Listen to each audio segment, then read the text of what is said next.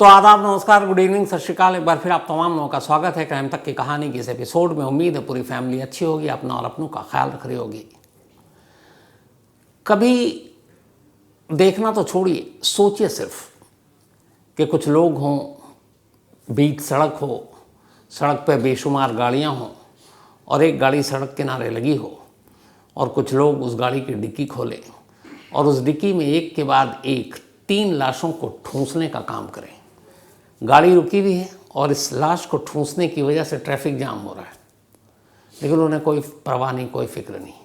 वो आराम से गाड़ी की डिग्गी में ऐसे लाश ठूंसते हैं कि जैसे कोई सामान रख रहे हो। उसके बाद डिग्गी बंद कर देते हैं और गाड़ी चल पड़ती है। पीछे की गाड़ियाँ भी चलने लगती हैं। बहुत सारे लोग देखते हैं, लेकिन किसी को कोई फ़र्क नहीं पड़ता। जिस जगह गाड़ी रोक कर वो लाशों को ठूंस रहे थे, वो सड़क खून से लाल हो चुकी है, लेकिन फिर भी किसी को फिक्र नहीं। और फिर वो गाड़ी चलती है। चलते चलते उन्हें कहीं एक जगह पे लाश को ठिकाने लगाना है, लेकिन बदकिस्मती ऐसी उनकी कि गाड़ी का पेट्रोल ख़त्म। अब गाड़ी रुक गई, फिर सड़क। अब क्या करें? ट्रैफिक भी बहुत है, लाश फेंके कैसे? तो आखिर में तय करते हैं कि चलो हटाओ, गाड़ी में यूँ ही लाश छोड़कर निकल लेते हैं। वहाँ से पैदल चलते हैं, दूसरी गाड़ी पकड़कर अपने अपने घर पहुँच जाते हैं। सोचिए, ऐसा हो सकता है?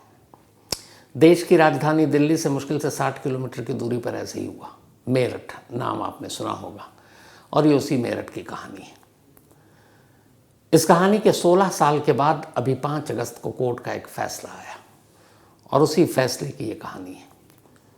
बात 2000 के बिगनिंग की है। मेरठ में एक फैमिली रहा करती थी, बहुत ही पढ़ी लिखी और अच्छी फैमिली। फैमिली के जो मुखिया वो आर्मी में कर्नल। उन कर्नल साहब की 2 बेटियां, वाइफ एक प्राइवेट स्कूल की प्रिंसिपल, और दोनों बेटियां भी पढ़ने लिखने में होशियार। पहले स्कूलिंग की, फिर कॉलेज की। चूँकि फादर कर्नल थे आर्मी में, तो उनका सपना था कि उनकी बेटी भी आर्मी ज्वाइन करे, ख़ासतौर पर बड़ी वाली बेटी। और उस बड़ी बेटी का नाम था शीबा सालेह। सपना था कि आर्मी ज्वाइन करे, लेकिन शायद कुछ ऐसी रुकावटें आई कि शीबा आर्मी ज्वाइन नहीं कर पाई। लेकिन अब इस सपने को कैसे पूरा करें? तो शीबा के माँ बाप ने सोचा कि चलो बेटी आर्मी ज्वाइन नहीं कर पा रही है, तो इसके लिए कोई ऐसा लड़का ढूंढते हैं जो आर्मी का हो। और फिर एक कैप्टन पे नज़र पड़ी, दोनों तरफ से बातचीत हुई, रिश्ता मंजूर हुआ और शीबा और उस आर्मी के कैप्टन की शादी हो गई। शादी के बाद अब शीबा मेरठ से निकल कर दिल्ली पहुँच गई, क्योंकि कैप्टन का घर दिल्ली में था। सब कुछ ठीक चल रहा था। उधर बड़ी बेटी की शादी के बाद शीबा के फादर की डेथ हो गई, कर्नल साहब की। और अब घर में माँ और माँ की एक दूसरी छोटी बेटी। ठीक ठाक फैमिली थी। उन्होंने कहा कि चलो कुछ बिजनेस करते हैं, तो उन्होंने गारमेंट्स का बिजनेस दुबई में शुरू किया और अब दुबई पहुंच गए। फिर दुबई से यहाँ मेरठ आना जाना लगा रहा। इधर 2 साल बीत गए। 2 साल तक शीबा की शादीशुदा ज़िंदगी ठीक रही, लेकिन 2 साल बाद फिर मनमुटाव शुरू हो गया। और शीबा तब भी पढ़ रही थी कॉलेज में, तो शादी के बाद लगभग पढ़ाई छोड़ दी थी। इधर मनमुटाव शुरू हो गया कैप्टन साहब से। बात यहाँ तक पहुँची कि दोनों फैमिली मिली और कहा कि बेहतर यही है कि अब दोनों अलग हो जाएं। तो अब दोनों ने डिवोर्स लेने का फैसला किया। मामला कोर्ट में पहुँचा तलाक के लिए। अब तलाक का मुकदमा चल रहा है। शीबा अब दिल्ली के अपने पति का घर छोड़कर, अपने शौहर का घर छोड़कर मेरठ पहुंच गई। अब वो मेरठ रहने लगी। इधर चूँकि दुबई में भी कारोबार था, तो वो मेरठ रहती, फिर अपनी माँ के पास दुबई जाती, फिर मेरठ आती। और उसने अपनी पढ़ाई भी शुरू करने का फैसला किया, तो मेरठ के कॉलेज में वो पढ़ाई भी करती। और इसी दौरान जब ये पूरा मामला चल रहा था, उसकी मुलाकात एक शख्स से होती है। उसका नाम इजलाल है। वेस्टर्न यूपी का एक बहुत अमीर शख्स, जो मीट का एक्सपोर्टर, तब करोड़पति भी छोटी अरबपति शख्स। और उसकी अपनी ज़िंदगी, सब कुछ ठीक ठाक चल रही है। एक रोज़ अचानक उसकी शीबा पर नज़र पड़ती है। शीबा उसे पसंद आ जाती है। इसके बाद वो तलाश में रहता है कि शीबा से मुलाकात हो। आखिरकार एक रेस्तरां में मुलाकात होती है। दोनों में दोस्ती होती है, नंबरों का आदान प्रदान होता है, फिर दोस्ती प्यार में बदलती है। इसके बाद इस दौरान में इधर डिवोर्स की कहानी चल रही थी। अब शीबा का नया दोस्त इजलाल उसकी मदद करता है उसके डिवोर्स की सारी कार्रवाई को पूरी कराने में, और आखिरकार तलाक अपने अंजाम को पहुंचता है। अब इधर तलाक हो चुका, शीबा और कैप्टन जुदा हो गए। शीबा मेरठ में, माँ कभी मेरठ कभी दुबई। शीबा अब आज़ाद थी तमाम बंदिशों से, और उसकी ज़िंदगी में इजलाल आ गया था, एक बेहद अमीर शख्स। सब कुछ ठीक चल रहा था तब तक जब तक शीबा की ज़िंदगी में एक और दोस्त नहीं आया, और वो एक दोस्त था जो मन ही मन शीबा को चाहने लगा। उसको शीबा से प्यार हो गया, लेकिन शीबा भी उससे लगातार दोस्ती रखती, उससे मिलती जुलती, बातें करती, उसके साथ घूमती, रेस्तरां में जाती, सब कुछ चल रहा था। उधर इजलाल भी उसकी ज़िंदगी में था। धीरे धीरे वक्त बीता, फिर इजलाल और उसके दूसरे दोस्त के बीच में अब बारीकियां और अमीरी गरीबी ये सारी चीज़ों की फ़र्क शीबा की नज़रों के सामने से गुजरने लगी। उसने देखा एक तरफ इजलाल है जिसके पास बेपनाह दौलत, बेइंतहा दौलत, मीट का बहुत बड़ा एक्सपोर्टर, और दूसरी तरफ उसका वो दूसरा दोस्त जो उससे थोड़ा कमतर, उतने पैसे नहीं। लेकिन जब तक दोस्ती पाक थी तब तक ठीक था, लेकिन इधर इश्क और फिर पैसा दोनों जब आया तो नज़रें पलटी। अब शीबा को चुनना था इजलाल और अपने उस दोस्त में से। दौलत फिर जीती, शीबा इजलाल की तरफ हो गई। अब इजलाल से वो मिलना जुलना, आना जाना, दिल्ली में भी उसने एक फ़्लैट लिया, वो वहाँ भी रहती, इजलाल उससे मिलने आता। धीरे धीरे वक्त बीता, दोनों की दोस्ती गहरी होती जा रही है। उधर दूसरा दोस्त बदलती हुई शीबा को देखकर उदास परेशान, उसे लगा ये क्या हुआ। फिर उसे भी पता चला कि शीबा की ज़िंदगी में इजलाल नाम का एक शख्स है। अब वो भी परेशान शीबा से कहता कि शिकवे शिकायत जो होते हैं, ये चलता रहा। अब शीबा दोनों को एक तरह से हैंडल करती रही, लेकिन कब तक दो नाव पे सवार होकर आप सफ़र नहीं कर सकते। फिर एक वक्त आया जब शीबा को लगा कि अब उसका जो दूसरा दोस्त है वो उसके लिए मुसीबत बनता जा रहा है, परेशानी का सबब बनता जा रहा है, और कहीं ना कहीं अब एक ही तरफ जाना है। एक तरफ दौलत ज़्यादा थी इसलिए उसने इजलाल की तरफ का रास्ता चुना, लेकिन अब उसे कैसे हटाए जिसके साथ उसने अच्छा खासा वक्त गुजारा था, उसने भी दोस्ती निभाई थी।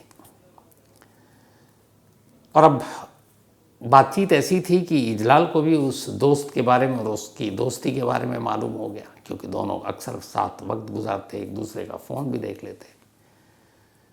तो अब यहीं पे एक ऐसा मोड़ आया जहाँ पर शीबा को ये तय करना था कि वो क्या करे। सोचती रही और आखिरकार उसने एक फ़ैसला किया। इश्क, मोहब्बत, उकसाना, ऐसी एक कहानी है रिजवानुर रहमान मर्डर केस। एक अमीर घराने की लड़की, लेकिन यहाँ उल्टा, लड़का गरीब घराने का, दोनों में प्यार, और फिर उस लड़के का कत्ल। Rizwanur Rahman murder mystery Kuku FM के ऑडियो लर्निंग प्लेटफॉर्म पर मौजूद है, और ये कहानी आप कुकू एफएम पर सुन सकते हैं। तो रिजवानुर रहमान मर्डर मिस्ट्री आप सुनिए Kuku FM audio learning platform पर। अब तक बहुत से लोग कुकू एफएम पर अपने पसंदीदा ऑडियो शो सुन चुके हैं और बहुत सारी नॉलेज गेन भी की, लेकिन अगर आपने अब तक कुकू एफएम के ऑडियो शोज़ नहीं सुना तो आपके लिए एक शानदार खबर है। आज मैं आपके लिए ख़ास ऑफ़र लेकर आया हूँ, 30 डेज़ फ्री ट्रायल। ये ऑफ़र आपके लिए एकदम मुफ्त। आपको बस कूपन कोड का इस्तेमाल करना है, और ये कूपन कोड है CMTK30।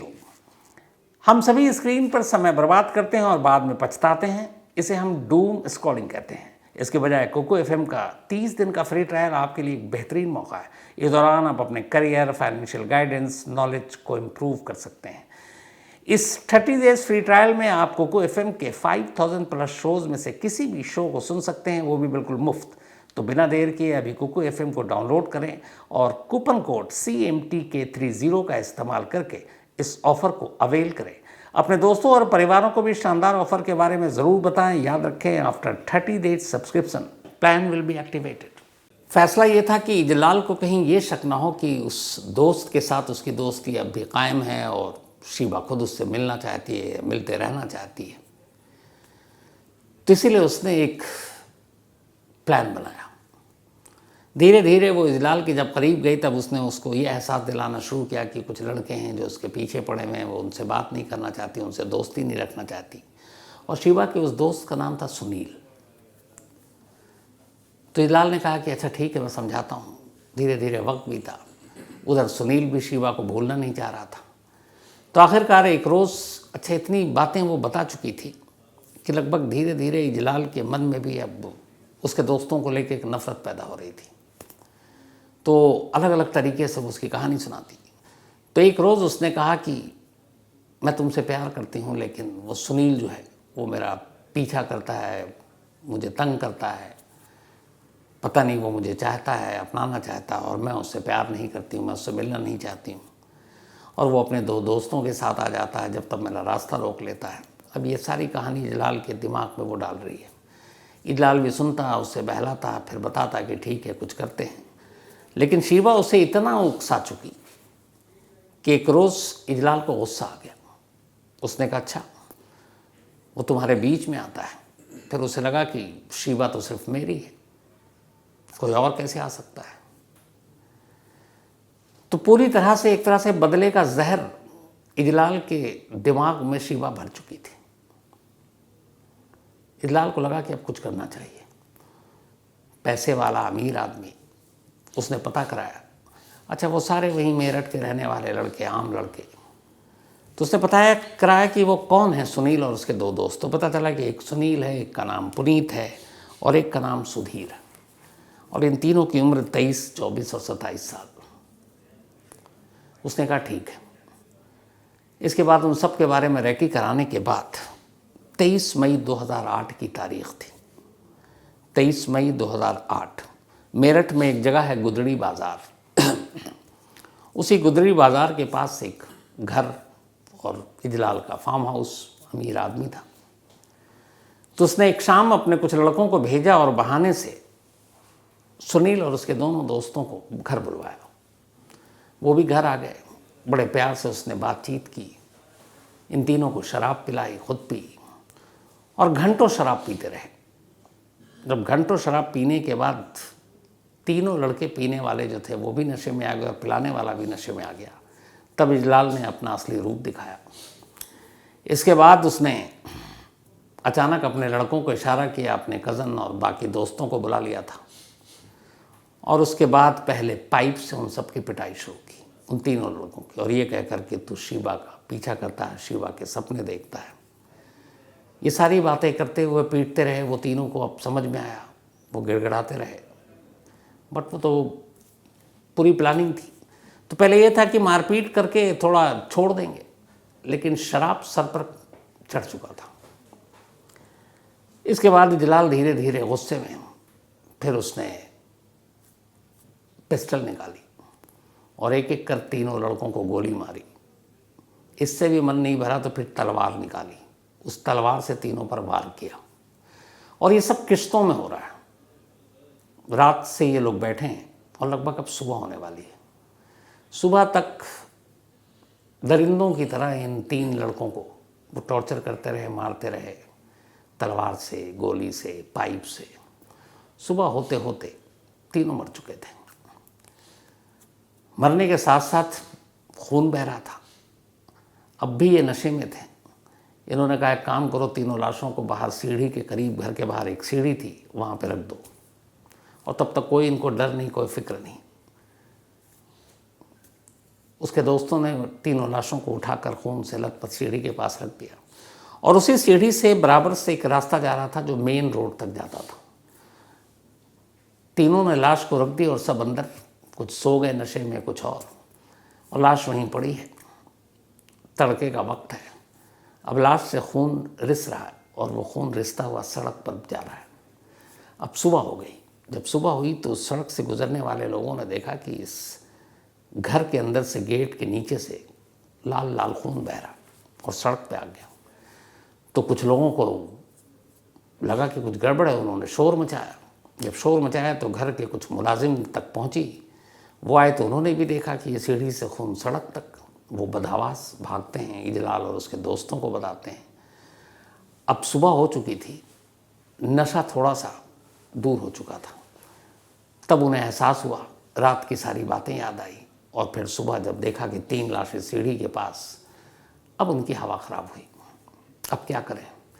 फ़ौरन गाड़ी की डिक्की खोली घर के अंदर, लेकिन वहाँ पे सारे खून और ये सारी चीज़ें, टायर वायर सब होगा। तो ये हुआ कि वो डिक्की भी छोटी थी। एक दूसरी गाड़ी बाहर सड़क के किनारे खड़ी थी, मेन रोड पर उस गाड़ी की डिक्की खोली गई, उसका लाश को उठाकर उस डिक्की में रखी गई, और सड़क पे ट्रैफिक है, गाड़ियाँ चल रही हैं, पता नहीं कुछ लोगों ने देखा भी, खून तो कम से कम देख ही रहे हैं। उन लाशों को उसमें ठूंसा गया, और उसके बाद गाड़ी लेकर वो एक में लाश, एक में पीछे दूसरे चल रहे हैं।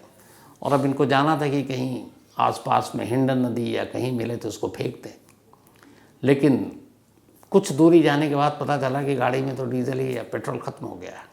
अब क्या करें? जहाँ गाड़ी रुकी वहीं इन्होंने गाड़ी छोड़ी। उन्होंने लगा कि अब जो होगा देखा जाएगा, और उस गाड़ी को लाश समेत छोड़कर दूसरी गाड़ी में बैठकर सब अपने अपने घर। इत्तेफाक से उस गाड़ी की डिक्की से भी खून रिस रहा था। गाड़ी लावारिस सड़क किनारे थी। किसी ने पुलिस को फ़ोन किया, पुलिस आती है। पुलिस को भी पता नहीं इस गाड़ी में क्या है। अब पुलिस गाड़ी को लेकर जानी होती है, तब देखती है कि इधर खून के निशान हैं। पहले कार खोलते हैं, फिर डिक्की खोलते हैं। बदहवास 3 लाशें कपड़ों की तरह ठूंस कर डिक्की में डाली हुई थी। अब उसके बाद ये खबर मीडिया में आ जाती है। अगले दिन शहर में हंगामा, क्योंकि ये 3 लड़के, तीनों स्टूडेंट, कॉलेज के स्टूडेंट भी इसमें जुट जाते हैं। फिर गाड़ी से आसानी से पता चल गया गाड़ी किसकी है, और बाकी सुबह कुछ चश्मदीदों ने घर के बाहर देख ही लिया था। कातिल को ढूंढना मुश्किल नहीं था, और कातिल मिल भी गया। इजलाल का नाम आया, वो भागा, लेकिन पुलिस ने उसे पकड़ लिया। अब इसके बाद काफ़ी कि दोषियों को सज़ा दो, उसकी एक मुहिम शुरू हुई। अब धीरे धीरे पुलिस ने इन्वेस्टिगेशन की।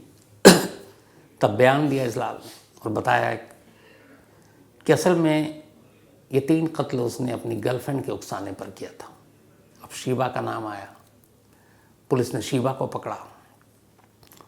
इसके बाद बाकी लोगों का नाम आया। 12 लोगों को गिरफ्तार किया गया। 12 लोगों की गिरफ्तारी के बाद पुलिस ने तफ्तीश की, चार्जशीट दाखिल हुई। पर गजब और कमाल का अपना कानून। 2008 की बात यह है, 2010 में ज़मानत मिल जाती है। ज़मानत मिलने के बाद शीबा बाहर आती है। इस हादसे के बाद माँ सब कुछ छोड़ के अब दुबई निकल रही थी, क्योंकि वही बिजनेस था, क्योंकि शीबा का नाम जो है वो अच्छा खासा बदनाम हो चुका था। तो वो भी दुबई अपनी माँ के पास 3 कत्ल की आरोपी, जिसने अपने प्रेमी को कहकर उसको उकसाकर 3 लड़के जिनकी उम्र सिर्फ 23 से 27 साल में था, उनका कत्ल करवाने वाली 2 साल के अंदर ज़मानत पर बाहर आती है। और बाहर न सिर्फ आती है, बल्कि देश छोड़ती है, दुबई जाती है, वहाँ अपना बिजनेस कर रही है। बीच बीच में आती भी है, फिर जाती है। ये इसलिए कह रहा हूँ कि हमारे यहाँ बहुत सारे ऐसी ज़मानत, अभी एक आधी ही आया है कि मनीष सिसोदिया, दिल्ली के उप मुख्यमंत्री, 17 महीने से जेल में थे, आज ज़मानत मिली है। बट ज़मानत देते वक्त सुप्रीम कोर्ट ने कहा कि वो अपना पासपोर्ट जमा करेंगे ताकि बाहर ना जाए। लेकिन यहाँ 3 कत्ल, और 3 कत्ल के आरोपी को ज़मानत, और ज़मानत के बाद वो दुबई में, और दुबई आना जाना है, कोई इशू नहीं है। इसके बाद आराम से अपने हिसाब से रेंगता हुआ ये मुकदमा चलता रहता है। 16 लंबे बरस बीत जाते हैं। 16 साल बाद 5 अगस्त 2024, यानी 4 दिन पहले, मेरठ के सेशन कोर्ट अपना फैसला सुनाती है। अब चूँकि 16 साल ले लिए फैसला सुनाने में, तो बहुत सारे लोग, उम्र का भी कुछ असर होता है, इंतज़ार कहाँ करते हैं ज़िंदगी और मौत में। तो जो 12 आरोपी थे, उनमें से 2 पहले निकल लिए, दोनों की मौत हो गई, बचे 10। अब जब ट्रायल शुरू हुआ और फाइनल मरहले पर था, तब शीबा को सम्मन गया और कहा गया कि भाई आप आइए। 6 महीने पहले इस मुकदमे के ट्रायल के लिए शीबा फिर वापस दुबई से इंडिया आती है और आकर मुकदमे में हिस्सा लेती है। शायद शीबा और इजलाल, इन दोनों को ये एहसास था कि 16 साल बीत गए हैं, क्या होगा, छूट जाएंगे। और इसी उम्मीद पे शायद वो लौट आई। इसका मुकदमा चलता रहा। 5 अगस्त को अदालत ने अपना फैसला सुनाया।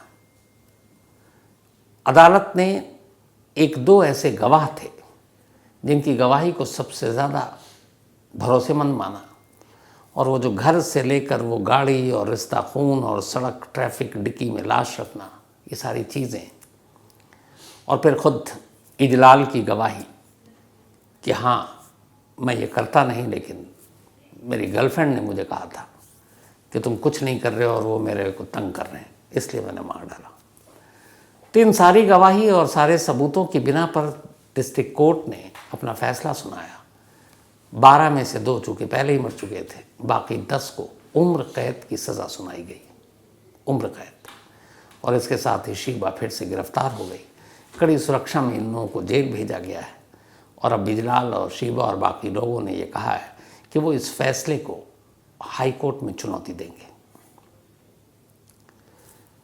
तो कमाल देखिए इस केस का, 2008 का इंसिडेंट, 16 साल तक मुकदमा, 16 साल में जो मेन जिसकी वजह से ये कत्ल हुआ 2 साल के अंदर बाहर आई, दिल्ली और मेरठ छोड़कर दुबई गई, अपना बिजनेस कर रही है, और फिर आती है, उसका फैसला होता है और अब सज़ा होती है। 16 लंबे साल। अब तक बहुत से लोग कुकू एफएम पर अपने पसंदीदा ऑडियो शो सुन चुके हैं और बहुत सारी नॉलेज गेन भी की। लेकिन अगर आपने अब तक कुकू एफएम के ऑडियो शोज़ नहीं सुना तो आपके लिए एक शानदार खबर है। आज मैं आपके लिए ख़ास ऑफ़र लेकर आया हूँ, 30 डेज़ फ्री ट्रायल। ये ऑफ़र आपके लिए एकदम मुफ्त। आपको बस कूपन कोड का इस्तेमाल करना है, और ये कूपन कोड है CMTK30। तो ये थी आज की कहानी। अब आपसे मुलाकात होगी आज तक पर रात 11 बजे, कल संडे को क्राइम कहानियाँ विश्रम्स में। और वैसे जो हमारी मुलाकात होती रहती है, तो मंडे को रात 9 बजे किसी नई कहानी के साथ आपसे मिलेंगे। तब तक अपना और अपनों का ख्याल रखिएगा। Thank you very much.